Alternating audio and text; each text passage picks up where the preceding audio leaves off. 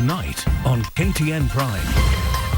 You'll have to wait for 20 years, Uhuru warns opponents. Illegal taxation, clamp down on unscrupulous traders. Devolution showdown, county assemblies on strike over salaries row.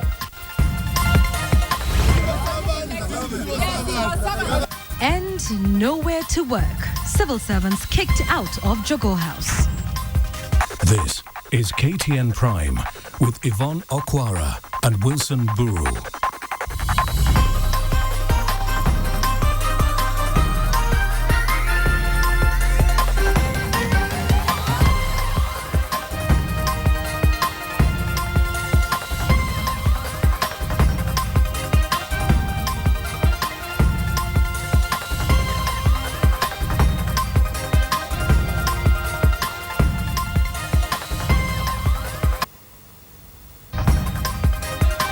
A very good evening to you on this 19th day of September 2013. Thank you for joining us on the most comprehensive bulletin in the country. This is KTN Prime. Indeed, we are glad you're watching, and we begin in Eldoret, where President Uhuru Kenyatta has given the clearest indication yet that he intends to hand over to his deputy William Ruto after serving 2 terms. Now, in a hard-hitting statement, Uhuru urged those eyeing the presidency to hold their horses for the next 20 years.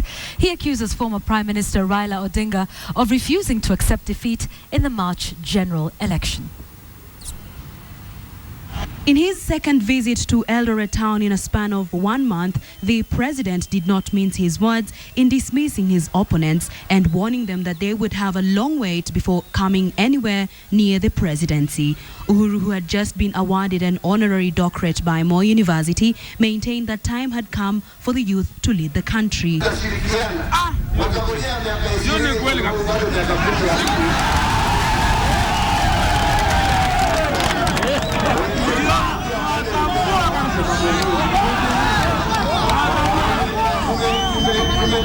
Tumetenga pesa mingi sana ya wazee na hata hapo pia senti zao zitakuwa hapo.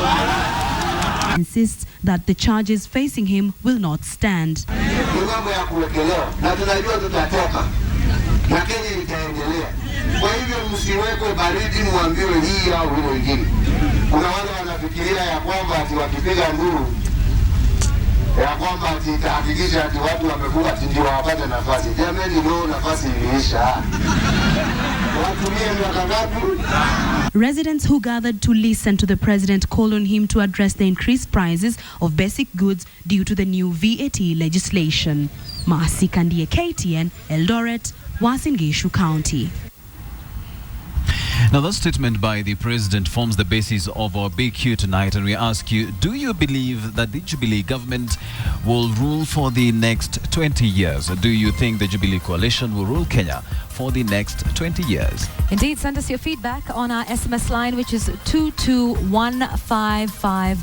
That's 22155. Remember to begin your comment with a yes or no, and then a brief comment after that. You can also get in touch with us on Twitter. Our Twitter handles are at KTN Kenya, at Yvonne Okwara, and at Wilson_Mburu. We will continue to sample your views on this Big Q tonight throughout this live news broadcast.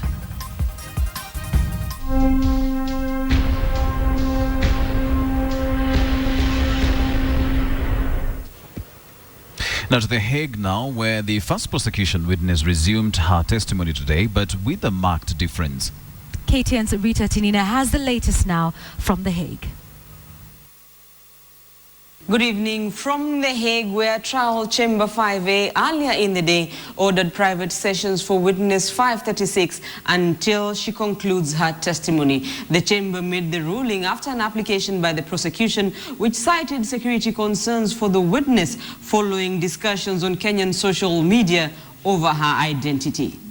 The International Criminal Court is... When Trial Chamber 5A kicked off the day's session Thursday morning, it was at least 40 minutes later than normal, and witness security concerns that led to the interruption of the testimony by witness 536 on Wednesday was still before the court, following discussions on Kenyan social media on the identity of witness 536. The prosecution made an application seeking to have witness 536 continue with her testimony in private sessions.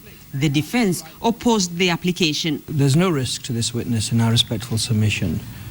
She is in VW care and she's been relocated. The protective measures that are already in place, I submit, are adequate. The application generated a brief debate in court. Her psychological well-being, and that definitely has an impact on the manner in which she would testify, will be very seriously impacted by the kind of measures that she gets. And it would allow what we say are lies to be hidden from the public. So, Your Honour, there is a floodgates argument that should also be considered. The public will understand, if it is the case, that efforts are being made by some people to reveal the identity of witnesses with the obvious intent of discouraging the witness or such witnesses to testify. Your Honour, without a Gallup poll, it's difficult to know what the public would think. The court adjourned to allow the judges time to prepare a ruling. 10 minutes later, they were back in court. Chamber renders this oral ruling. The chamber granted the application by the prosecution, directing that witness 536 will continue with the rest of her testimony in private sessions. Part of the proceedings in court, including the ruling, were redacted in the video footage availed to the press. The ruling left some members of parliament who are in The Hague in support of Deputy President William Ruto with some free time on their hands. The ruling does not entirely shut out those in the public gallery, including members of parliament. They can still watch the proceedings but cannot hear what is being said in court. The judges also ruled that a redacted version of the testimony by witness 536 be availed in due course. But with the defense teams yet to cross-examine the witness, it may be until sometime early next week before Kenyans can follow the proceedings in open court. From The Hague, I am Rita Tinina. Thank you very much for that, Rita Tinina. And here at home, the government put forth a spirited defense of the move by Parliament to withdraw Kenya from the Rome Statute. Attorney General Professor Githu Muigai says he will write to the International Criminal Court to demonstrate that Kenya is at liberty to adopt and revoke international treaties. But as Sam Ogina reports, even the AG admits that the withdrawal bid will not have any effect on the ongoing cases. The state has punched holes on the prosecution's assertion that Kenyan Parliament's decision is compromising the state of its witnesses. The country's chief legal advisor says he will petition the court to restate Kenya's position on abiding and revocation of treaties. If this issue becomes an issue that creates some concern, we are going to file documents with the court explaining the constitutional law of Kenya and the law governing the making and unmaking of treaties. The office of the prosecutor contends that the upshot of Parliament's decision is apprehension among witnesses to testify in the Kenyan cases. Consequently, the prosecutor wants private sessions for its witnesses following exposure of its first witness identity. This forms part of a larger culture of intimidation which is being fostered not only by certain quarters of Kenyan society, but also now it seems has reached the highest echelons of Kenyan authorities. And it will then become clear to the court that these resolutions by the House have nothing to do with the immediate settlement of the cases before the court. In a swift rejoinder, Senate Majority Leader Kithure Kindiki blasted the prosecution for dragging Kenya's parliamentary decisions to the court. The Majority Leader accusing the prosecution of incompetence in undertaking its investigations. We are doing our work as politicians. And that's why we say let everybody do their job. The judges are also doing their job. The prosecutor is also doing their job, although we are saying recklessly. Kenya says despite contestation on Parliament's decision to withdraw from the Rome Statute at the ICC, the country's political class embarks on an offensive to stir a continental drift of African nations to sever ties with the ICC. For now, the biggest arsenal we have as a state party is to pull out and convince as many other countries that are of like mind to pull out also. And that's international politics. It has nothing to do with respecting the rule of law. You cannot compel to join a treaty or to remain there for better or for worse. It's not a marriage. It's a treaty. ICC judges are deliberating on the effects on witnesses of the parliamentary resolution to pull out of the Rome Statute. Nonetheless, there is no time frame for them to hand in their verdict. Samogina, KTN.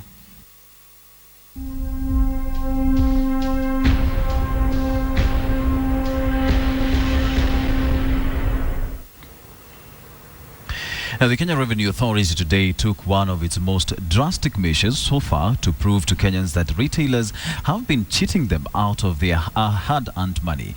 KRA carried out a sting operation in several supermarkets and retail outlets in Nairobi, only to find that some were charging VAT on products meant to be free of any taxes. KTN's Adelaide Changole has spent the day shadowing the KRA officers and now brings us this story. It was a busy day for KRA as it rounded up traders found to be levying VAT on exempted items following a directive issued by the head of state on Monday. From Kids Den on Biashara Street to Tuskys in Nakumatt, the retailers were faulted for increasing prices of goods that were not on the VAT radar and making life difficult for the Mwananchi. The proprietor of Kids Den has become the first victim of the KRA sting operation, seeking to find traders who are taking advantage of the VAT Act to exploit Kenyans. The shop, which specializes in baby clothes and foods, was found to be charging 16% VAT on Cerelac, which is tax exempt, and thereby increasing the cost of the infant food. The proprietor of the shop argued that he had levied the tax by mistake and it was not an attempt to exploit customers. The first team purchased Cerelac, I think, and they were charged VAT. And according to the law, it is exempt. Another team went in and they purchased a similar item and the VAT was not charged. That means the taxpayer knew what he was doing. Up next was Tuskys supermarket, found to be imposing VAT on sanitary towels. To add to the retailers' woes was some teller machines were exempting the sanitary towels while others charged a tax on the same. The branch manager tried to explain away the issue, saying it was brought about by the software used on the machines. There are some things which are not giving the VAT, yes, and others are giving the VAT. It is simply there's a problem, which is supposed to be sorted by our IT guys. Ibrahim supermarket was not spared either after the KRA officers found that the outlet levied VAT on both sanitary towels and Panadol medication. Drama unfolded when one employee attempted to resist arrest. The big catch of the day was Nakumatt supermarket, which could be charged with fraud. KRA alleges that the supermarket was zero-rating goods meant to be tax exempt. The move would allow the retail giant to apply for a refund from the government for products meant to be free of any taxes. The officer said the taxman would now request a forensic audit on the supermarket to establish whether the supermarket had used the premise to get a refund from the state before proceeding to charge the retail giant. They have tried to exempt an item, to zero-rate an item which is not, to zero-rate an item which is exempted. The taxpayer gets a benefit of claiming input tax, which otherwise would not have been claimed if the item was treated as exempt as provided for by the law.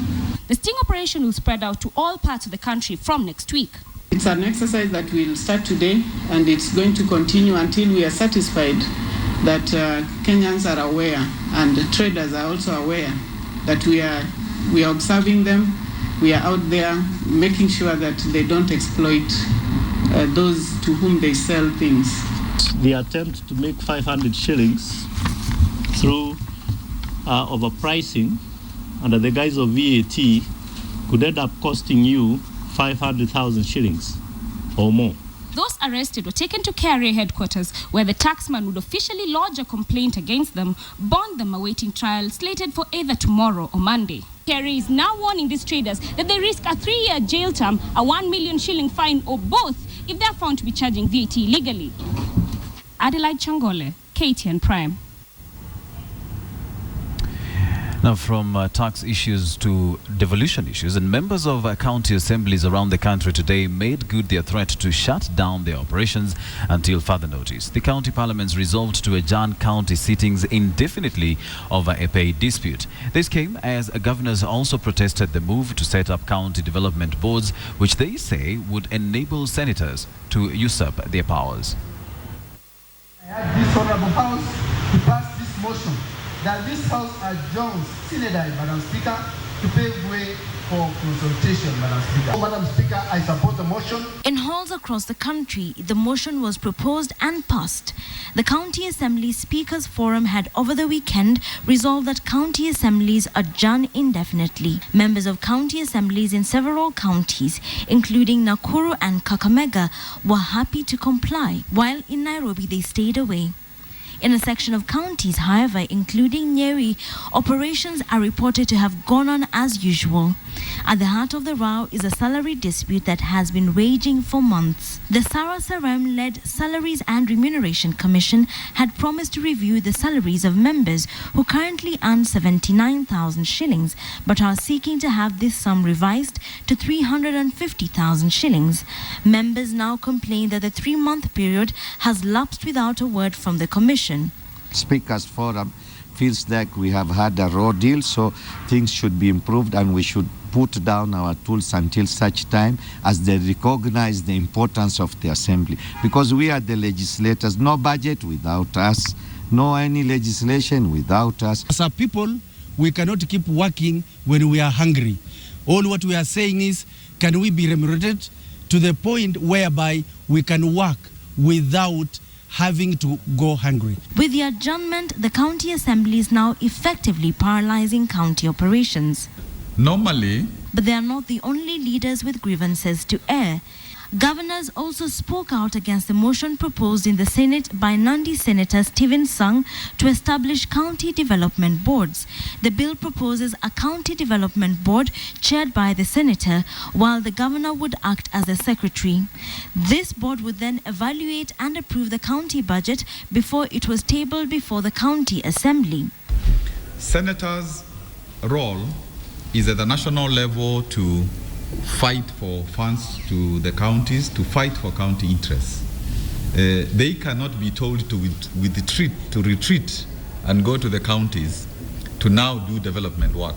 If a senator sits in a board that has to adopt a county budget before it's taken to the county assembly, then we are saying those are not the powers of a senator. Those are the powers that the Constitution has clearly stated that those powers belong to the governors. Both sets of leaders now digging in their heels and terming these the stumbling blocks towards the fulfillment of devolution as envisaged in the Constitution. Wilkista Nyabwa, KTN.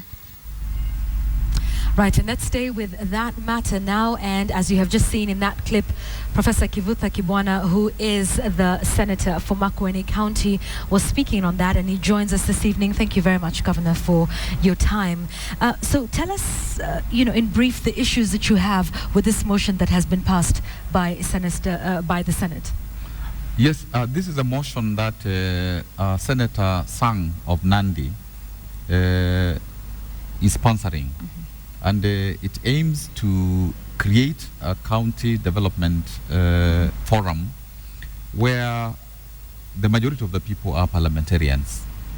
And that board will be responsible for ensuring that development priorities are established. And also the budgeting is approved prior going to the county assembly.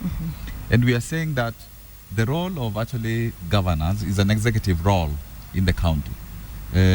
What this bill is proposing is to say that the president of this country will have his development agenda, his budget, supervised by I don't know who, and then the president will sit as a secretary in that process.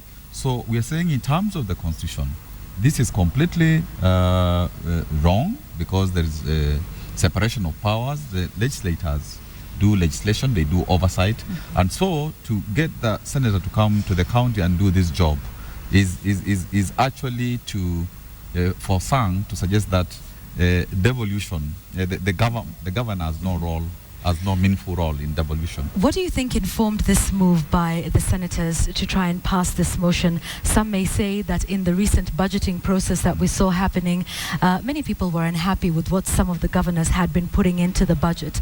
Do you think that could have been what informed the move to have the senators step in? Well, I think, first of all, if you step in and you are not doing the job that you are supposed to do according to the Constitution, that's wrong. In now the budget process, there is a county integrated plan that is being developed by the citizens themselves. So that in terms of determining what are development priorities, that already is happening. There is also a forum for coordinating development activities in the county with the governor chairs, where the national government is also involved. So there is no need really to duplicate. And this is why we think that this initiative by SANG, because we don't think it's by the all of the Senate, this is a private motion. And although we think that, it's being, he's a proxy for some other people. And we are saying as governors that this is completely unacceptable, because it means the executive role of the governor, when the governor becomes a secretary or not taker, does not exist anymore. And for the governors, they're saying that if the Senate was to pass a law like this, then they wouldn't participate in those boards. And as a result, the senators would come and run the counties and then go back to the national level and also oversight. So it's really a mess.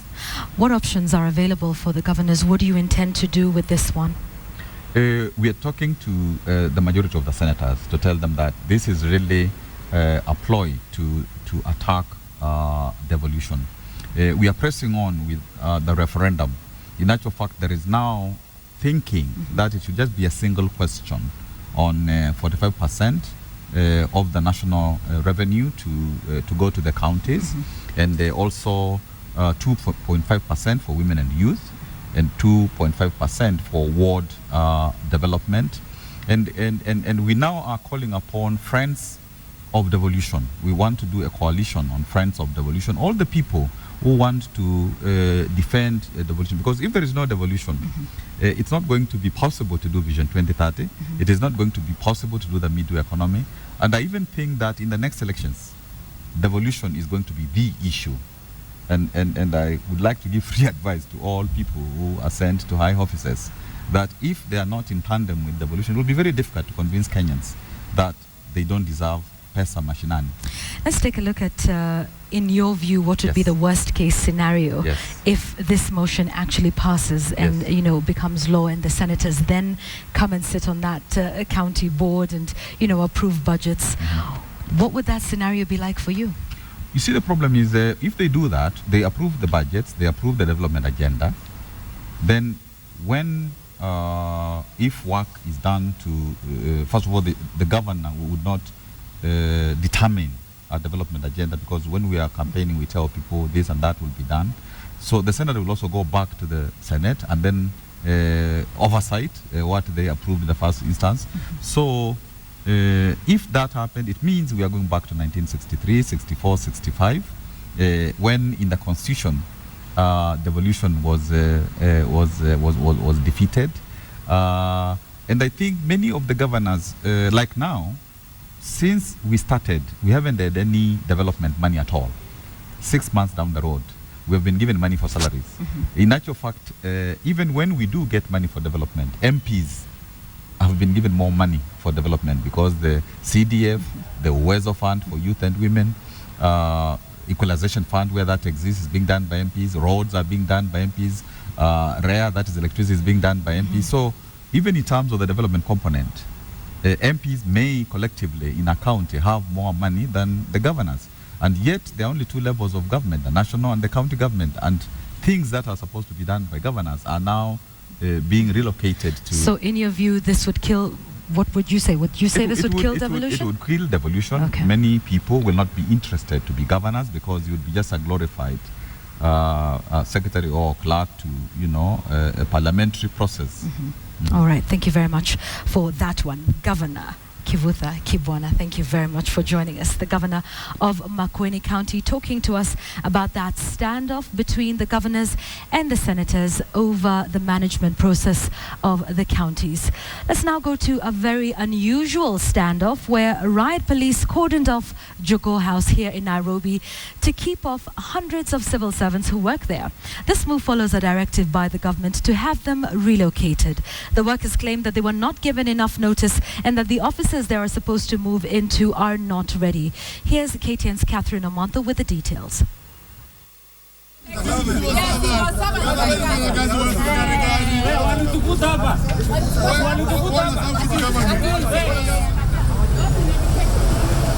Police officers didn't want a single car blocking entrances into Jogoo House's Block A and B.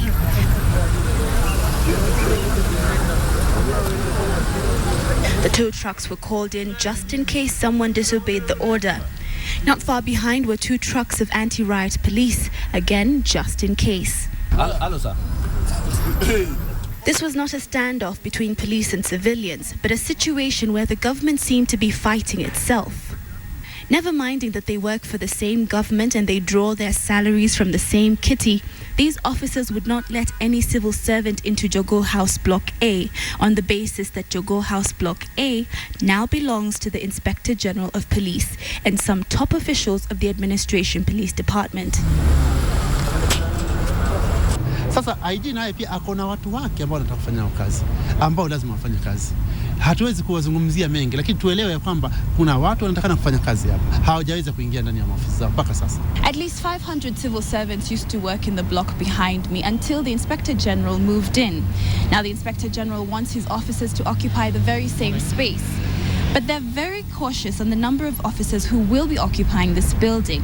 And it's not really clear why 4 government departments have to relocate. Given a time for them to clear their offices. That is when? As soon as possible. Aside from not revealing the number of top police officers assigned to this massive building, the police spokesman could also not specifically name the buildings the other government departments had been relocated to. The Minister of Lands, Housing and Urban Development are negotiating. They are busy negotiating so that we can move there. You see, if it was a government house, we would just have walked in. Yes. It is alleged that the negotiations to relocate to teleposter towers have been occasioned by a debt the government is yet to pay the owners, and until it is solved... Officers who are Inspector General have called me. They have asked me to ask officers to go and pick their items, but I've told them they cannot pick their items without knowing where they put them. So the most important information we are waiting for is from the Minister of Lands, Housing and Urban Development. Once they tell us they have finalized discussion with Lloyd Masika, we are ready to move. We are ready to move. Only one government department has successfully moved. That is the Children's Department that has moved to ex-Telecom's house along Haile Selassie Avenue. Catherine Omonto, KTN. Right. Now let's take a reminder of our big Q tonight, and if you remember correctly, that President Uhuru Kenyatta today said that the Jubilee government will rule for the next 20 years. So tonight we ask, do you think that the Jubilee coalition will rule Kenya for the next 20 years? Yes, get in touch with us, and this one's a hot button topic for sure. Get in touch with us on SMS, that's 22155. Please start with a yes or no, followed by a brief comment. You can also get in touch with us on Twitter. Here are a few of your tweets. Chesoni Dennis, you say a big no. What happened to the principles of democracy? Perform first, and then we shall decide. Here's another one from Patty Adima. You're saying 20 or 2. And then I want to take a look at another one. Kelvis, you say no, but Mr. President. Welcome back to KTN Prime. Many thanks for staying with us. Now, former Naivasha Member of Parliament John Mututho, the man many vividly remember for championing strict laws against alcohol, is back. And believe it or not, he is now the new boss at the National Authority for Campaign Against Alcohol and Drug Abuse, NACADA. And as Angel Katusi reports, some bar owners have received this news with a measure of apprehension. There is an uneasy calm in Naivasha bars this evening.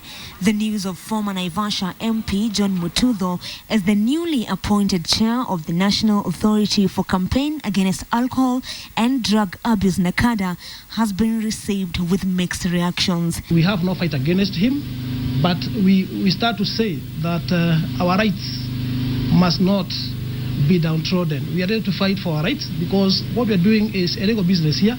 Our concern must be well addressed and articulated. Naivasha tulikuwa tunatoa watu kwa mtaro. Mzee amelala kwa mtaro, mara haendi nyumbani, mara wamekunywa pombe baya wamekufa na mambo kama haya. The push and pull between Mutudho and Naivasha bar owners is not new. The engineer of the infamous Mutudho laws that placed strict policies on alcohol sale and consumption has publicly claimed that bar owners were behind his political defeat. As far as I'm concerned, just follow Mutudho laws. Follow Mutudho laws as written today, or go to the parliament and repeal them. All face consequences according to Mutudho laws. Ni asiwe anafanya kazi na chuki ama awe ana target watu fulani, lakini afanye kazi kwa manufaa ya watu wote. Mutudho tumesikia ile mambo tulisikia, alisema sisi tusikunywe pombe masaka haijafika. Despite his assurance, Naivasha bar owners fear he will exploit his position to implement his brainchild. Na hiyo vita yake amekuwa naye ya kupigana kwa sababu ya hizi pombe ambazo zimeharibu watoto wetu na vijana wetu. Mutudho's appointment has not come as a surprise to many, following his vivid campaign on alcohol abuse in the country during his tenure as the Naivasha MP. Angel Katusia, KTN. Residents of Moyale have for quite some time now shown interest in agriculture, as most of them now carry out farming activities. However, even as they shift gears to farming, they say the process has not been that easy due to the perennial drought experienced in that area. But a group of 21 individuals is enjoying a massive supply of water from a tree they say draws water from deep in the ground. Meet the Order tree.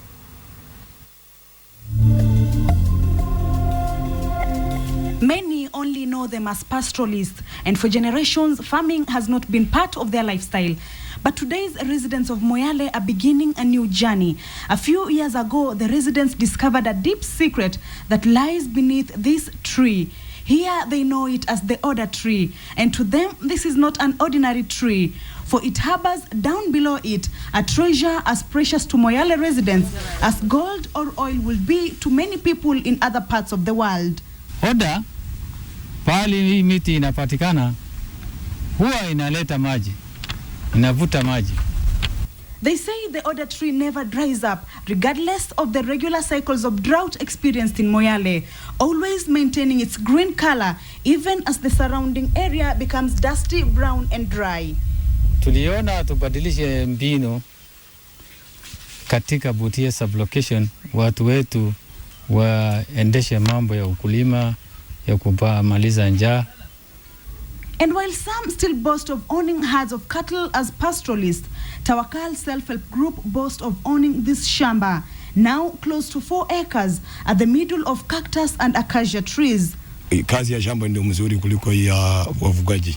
Lakini zamani sisi tuko na ng'ombe nyingi sana. Sasa 3-4 hivi ile sina kamua tu hapa kwa watoto. Kuna ng'ombe mingi. Sasa ng'ombe yetu ni hizi tu mashamba. The group started 7 years ago, and after seeing the fruits of their labor and the magic of the water supply from deep down the Order tree, they decided to enlighten their neighbors, forming 2 more groups in the area. Most of their produce range from kales, pawpaws, bananas, and even tree seedlings, for there is a ready market within the organizations operating in Moyale. Sasa hii ni greenhouse yetu. Tulipanda manyanya ndani. Sasa tulivuna hii mwezi wa 2. Sasa tunaendelea kupanda nazari nyingine. Tulikula mwezi 5. Tuliuza mwezi 5. Sadly, at the time of our visit, the shamba was very dry as most of them had fled away during the recent clashes. However, thanks to the order tree, the group members dug a well here just to store water drawn by this tree. And here, irrigation is today's business. But even as the members of this group enjoy the sales in the market, Buyo says most members could do much better if they got more training in farming. Tukiwa na mataki mingi katika hii shamba, nafikiria tunge harvest maji mingi, tuweke kama kuna generator ambaye si money maker peke yake. Inafaa kuwa na generator ambaye inatusaidia tuharakishe kazi. Capacity building na watu wanapewa. Hiyo tunahitaji, inatusaidia. Sasa tuna pesa yake tuniweka account. Sasa wakati watoto wanaenda shule tunasaidiana na hiyo watu wa group tunaenda naye. Tamu ya kwanza tunasaidiana, ile nyingine mwenyewe tu ndio nalipa. For now, this group hopes to extend this shamba to become large-scale farmers.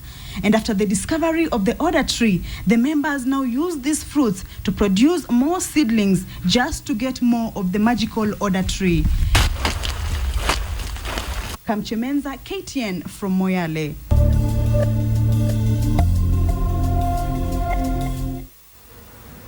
Seems we have some inspiring news all week from all those towns and cities in the frontier of the country. So some good news for those living in Moyale. We now want to talk business this evening. And KTN's Edith Kimani is at our business studio tonight. Edith? Thank you very much, Yvonne. I really don't want to break that string of good news. And we do have information that government might be putting in place policies to resuscitate some industries that were in an economic coma, if you like. But that's just the tip of the iceberg. Here's what else we prepared for you. KRA to implement new systems to replace troublesome Simba systems. Tweet of the day in association with Imperial Bank Arsenal debit card. Protects could create over 5,000 employment opportunities. At least that's what President Uhuru Kenyatta has said. Speaking at the Moi University's 29th graduation ceremony, the president said that that Kenya had secured 8.6 billion shillings from the government of India, part of which will be used to modernize the corporation currently under the care of the university. As you are aware, the Jubilee Coalition has secured a government-to-government grant of Kenya shillings 8.6 billion from India to finance power generation at the university and to modernize Rivertex, a corporation held by the university. It is expected that in due course, the company will employ more than 5,000 Kenyans. This expansion of this scope of the university's impact on national development is indeed commendable. Let's keep that momentum of good news. And after streamlining cargo clearance at the port of Mombasa, the government is now turning its focus on improving revenue collection. This will see the Simba system currently in place replaced in another 18 months. Michael Karanja explains.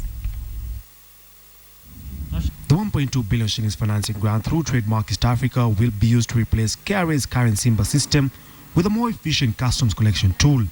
The infrastructure will be shared with inland East African countries to allow collection of custom duty at the port of Mombasa that is then remitted to corresponding states. The imperatives of the East African community, the expansions in Kenya's increasing importance as a global, the regional hub, and the LAPSET project, there was need to have a more dynamic system. And this will help to improve clearance at the port of Mombasa, where currently we have been having challenges. The Simba system was launched in 2005 to expedite clearance and check graft abated by use of manual systems. It has, however, been hit with several technical hitches since its launch, with many traders wanting a new system in place. The new system is expected to be in place in 18 months' time, eliminating trade barriers that slow down movement of goods. Currently clearing borders in 18 days, it is expected to cut the time down to less than 10 days. This all comes as the country moves towards electronic cargo clearance under the single window portal, expected to be launched in October. The system will be enhanced to link it to banks to enable traders to complete every bit of international trade transaction, including online payments, enhancing regional trade. We're obviously dedicated to enhancing trade and improving trade facilitation in all of the 5 East African countries and now also in South Sudan. By cutting delays in clearance, the government also stands to save about 27 billion shillings lost annually due to cargo delays at the port of Mombasa and improve customs collection by 20%. Michael Karanja, KTN Business Today. 6 billion shillings has been set aside to finance micro, small and medium enterprises, initiate policies and also provide the enabling environment to spur growth in the sector. Speaking during the launch of the MSC Act, Cabinet Secretary for Industrialization and Enterprise Development Aidan Mohammed said significant market access is going to be availed to such enterprises to enable them operate under organized structures. Now, under the devolved government, MSCs are also expected to double their GDP contribution in 5 years. Over 90% of new jobs that get created every year is created by the micro, small and medium-sized enterprises. The contribution to GDP was shared earlier on of this sector to the economy between something like 15 to 20% and continuing to grow at double digits.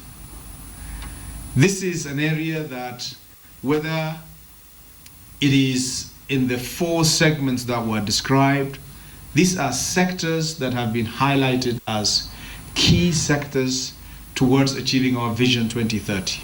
Agriculture, manufacturing, trade, and services. The Kenya Mid Commission, or KMC, will need over 750 million shillings to transform. Cabinet Secretary for Agriculture, Livestock and Fisheries, Felix Koskei, has said. Now, this follows revelations by the minister that the commission was in debt amounting to about 300 million shillings. Koskei said the parastatal was in the red due to years of mismanagement and misuse of funds. The debt included statutory deductions and suppliers' payments, which have not been paid for years. Of the funds required, 250 million shillings will be used for restructuring of workers to improve efficiency. Part of the funds, he added, will be used for the purchase of modern equipment and rehabilitation of the dilapidated factories. Other funds, he said, are to be used for the settling of debts. Now, the Commission 3 months ago embarked on collection of debts from customers, but they only managed to collect 65 million shillings. It's been a day of positives all around. Let's see if the financial markets performed as positively as we've seen this evening.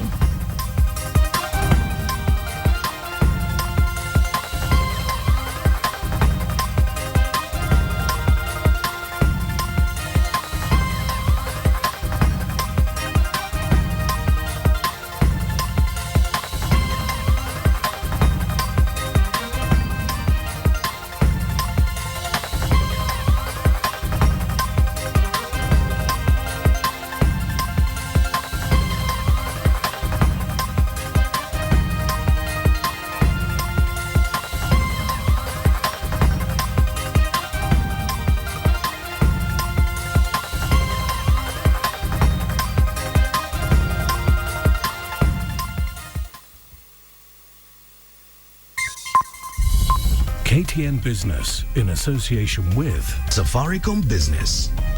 Management of your employees' salaries and benefits simplified with online payroll.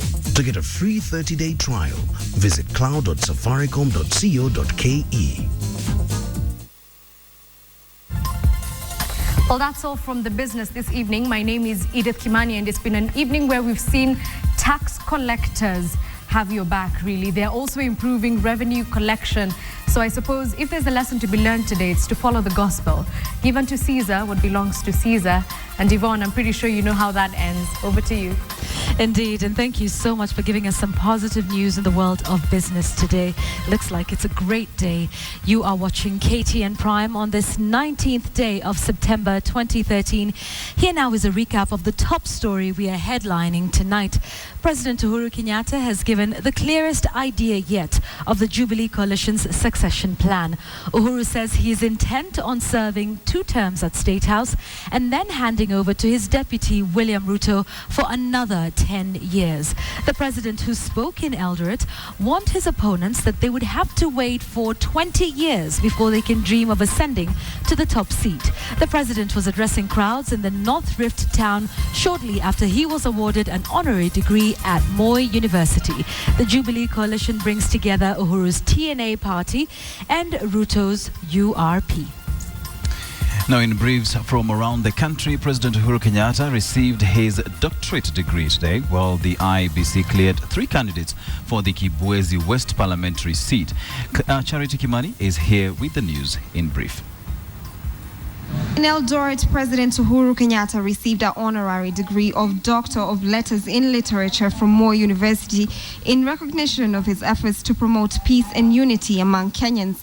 The university also congratulated the president for the introduction of free maternity services in public hospitals and the launch of Uwezo Fund for the youth and women.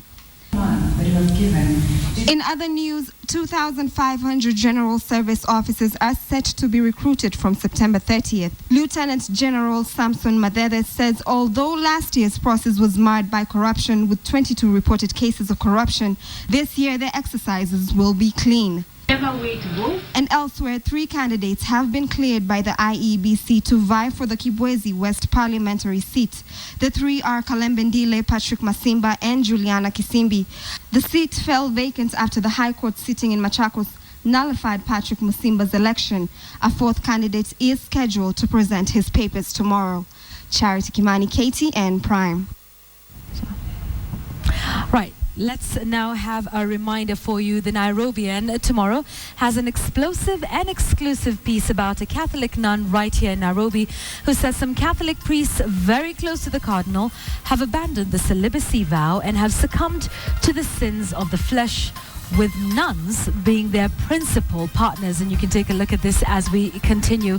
This is what you'll get tomorrow. Now, this is either willingly, apparently, or through coercion. Now, you do not want to miss this headline story in your copy of our weekly newspaper, The Nairobian, and that is all tomorrow morning.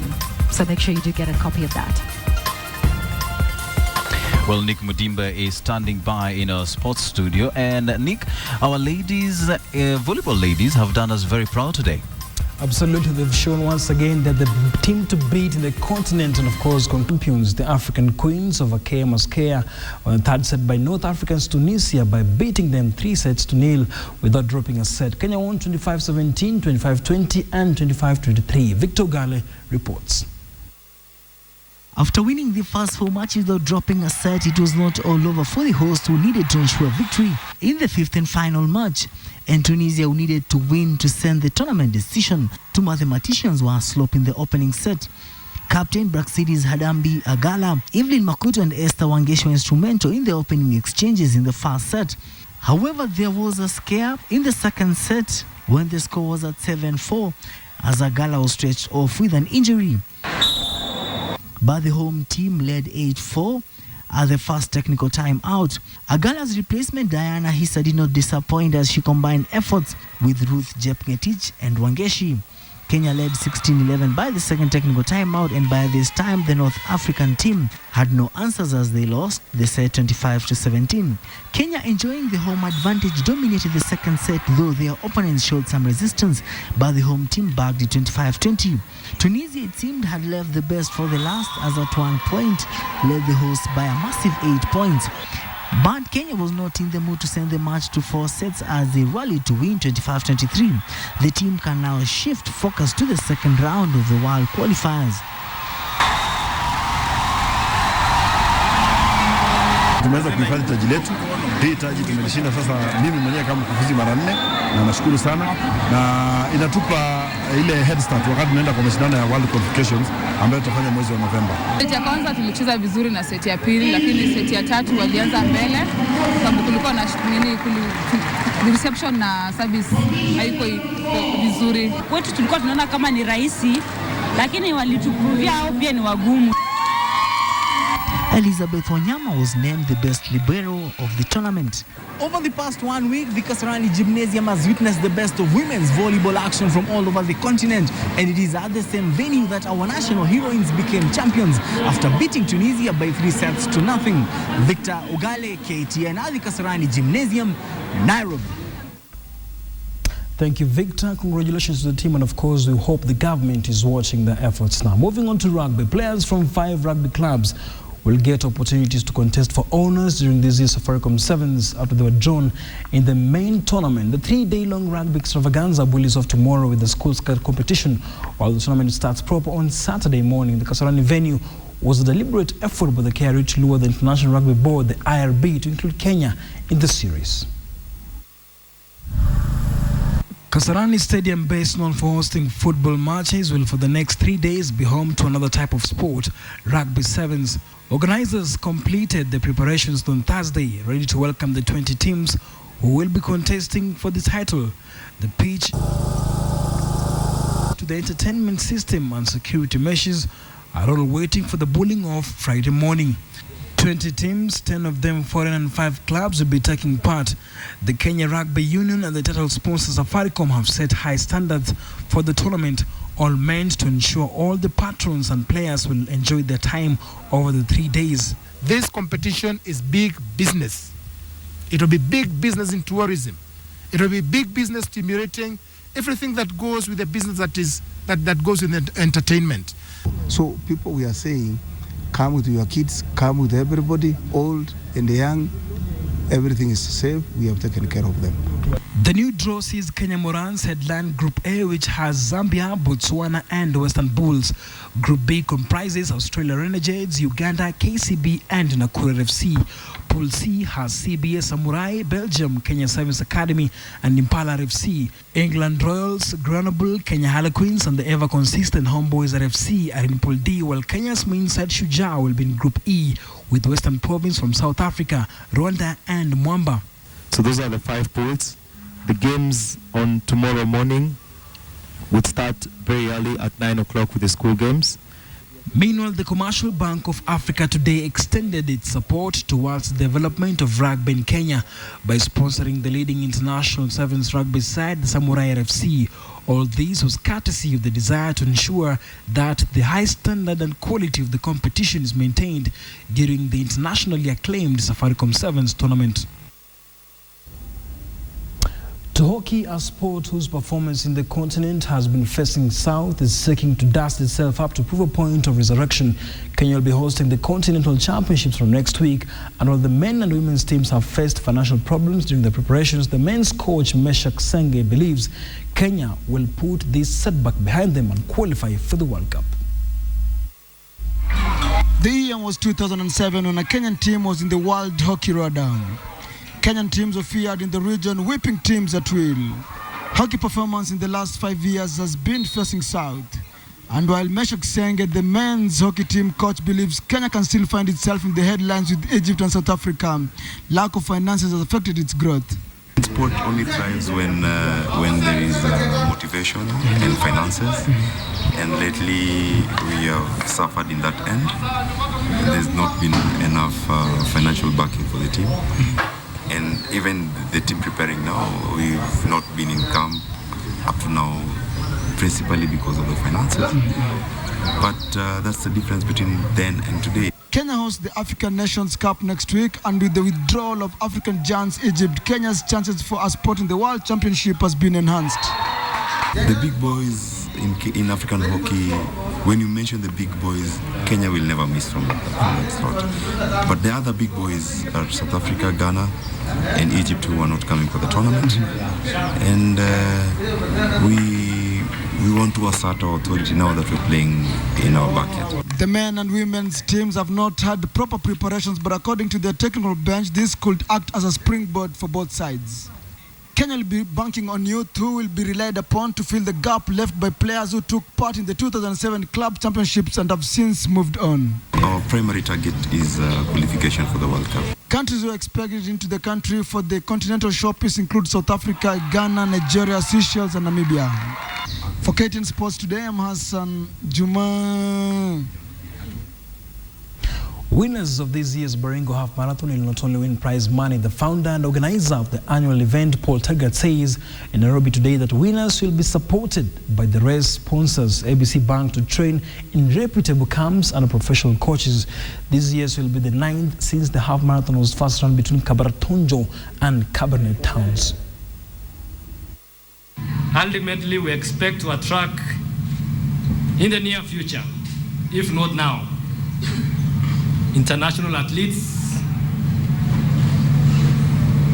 who will be able to come and also experience the uniqueness of Baringo County. We have so much in terms of tourism. We want to expand this to beyond many other value addition propositions that we want to see. We want to celebrate the successes, and we want to create the future Tergats and Chemoses of this country.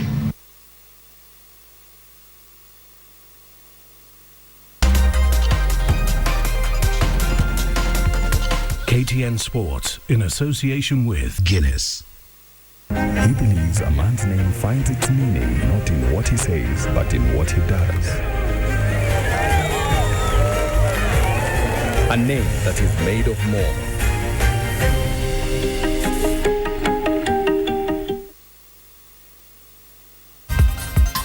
All right, now for Chelsea fan owner Roman Abramovich is very impatient, and let's see what will happen in the near future. You never know. Madrid might as well be gunning for Mourinho's support. I'm Nicholas Mudima, now handing over to Wilson. Well, I believe that congratulations are certainly in order for volleyball ladies, aren't they? Well, we can't end without telling a story about an iPad and a ream of printing paper. Well, it appears one famous BBC News anchor may need to spend a little bit more time with his tablet, if only for him to be able to distinguish it from a stack of papers. The anchor, Simon McCoy, mistook a huge ream of paper for his iPad and simply went with it. And as you can imagine, it has created quite some conversation. But first, take a look at how it all went down on live television. BBC News. Plans for privately run drunk tanks to tackle alcohol-fueled disorder have been backed by police chiefs. Under the proposals, drunk troublemakers will be taken to cells run by private firms and have to pay for it once they've sobered up. The Association of Chief Police Officers says problem drinking is on the increase and action is needed to deal with it. But the Police Federation, which represents rank-and-file officers, says the plan is neither a viable nor a long-term fix. This report from Graham Satchell. Oh goodness me, the work that we do, so is that. So here's a ream of paper. It's actually opened. Because as you can imagine, we normally use our papers here to print and not as prop. All right. So what I'm trying to imagine is, how do I hold this ream of papers and mistake it and for not an realize iPad? It's an iPad? At some point, did he think he was going to tap it and, and it would say something? Let's read the text. We can do that. Now, let me tell you what's what. Steve Jobs must be turning in his grave. To confuse a ream of papers he must for an iPad, Apple has completely lost it with this one. All right, so give us the feedback. What's the percentage? Let's get on to the big question tonight. Okay. And we did ask what does the ream of papers say? Let's get a bit serious here. Okay. We did ask whether you believe that the Jubilee coalition will rule Kenya for the next 20 years. I should probably hide this here. What does the ream of papers say? The responses that we've got says that 54% have said if we can just have those graphics. 54% of you said yes, and 46% of you said no. Right, and you got all of that from your rim of paper? Did No, you? I actually got this now from my iPad. You got the iPad back, Yes, okay. I have All right, the let's iPad get back serious now. and get into some of your feedback regarding this question. All right, here we go. Robert from Yeri, no, let me read Jacqueline Cherop, actually. You say, we wish them luck because they will definitely need it. Herbert Ombati says, I do not think even the 10 will happen. The way everything is going, people will definitely want to change. Deno, you say Jubilee will never ever rule Kenya for 20 years, maybe in their dreams. This is a new Kenya. I'm seeing cracks in the coalition already. And let me just read one positive one. Anthony Korea, you say, oh yes, even 30 years is possible, and I believe, with the TMA slogan there. Well, let's read some more here. There's a guy here called False Start, and he says Jubilee ruling for 20 years is not important for now. Let's see what they can do in the first 5 years in power, which I think is pretty much what everybody thinks. Indeed, indeed. But thank you so much for being part of our bulletin tonight. And yeah, we take our job a little more seriously than Yes, most. we do. Yeah, we have iPads. Yes. That's how it works. iPad. Thank you so much for your feedback. And thank you for watching. Remember, tomorrow, Betty Callow is here and she has a guest anchor. You do not want to miss that bulletin tomorrow. From us here, it's good night and enjoy the rest of your viewing. Good night.